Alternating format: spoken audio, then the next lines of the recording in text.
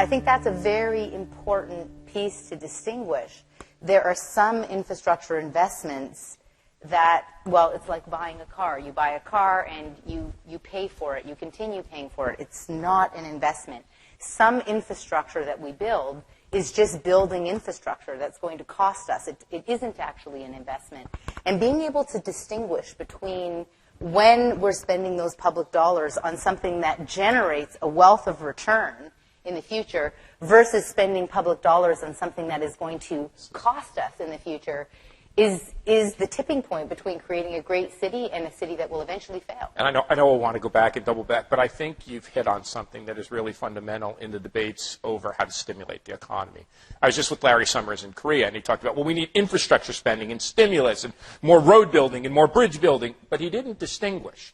The idea among many Keynesian economists is just throw money at infrastructure, and even Paul Krugman, who I admire much, suffers from this same kind of thinking. But you're right. It's the kind of infrastructure. Don't get me wrong. All of it will create some level of jobs and employment, and we may need that. But only some of it will create growth. The other will create a lot of waste. And so I think this conversation we need to have not only at the city level, but at the national level is we need not only infrastructure spending and stimulus, but this word we call in our field city building. It's about creating a new growth model around better cities. Well, so let's take that idea and kind of strip it a little bit bare. So, for example, we had our expressway fight in this city, and we built part of it. We built the Gardner Expressway, and then the Spadina Expressway got stopped on the premise that infrastructure leads to growth. You would just keep building expressways. But on the premise that we need to spend infrastructure to create value, oh, wait a minute, then you're actually going to protect neighborhoods. Because neighborhoods over time, as places where people are going to live and thrive, are going to accrue value, something completely different.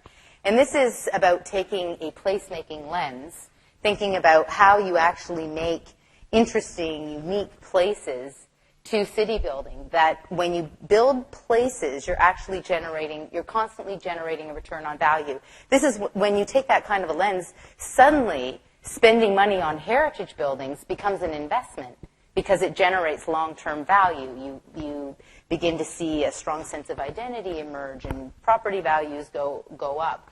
And this is a really important shift, and it hasn't happened at a national level in our conversations about our cities, which is a bit bizarre to me, because why would we not be talking about generating long-term value? Isn't that an interest that we all share?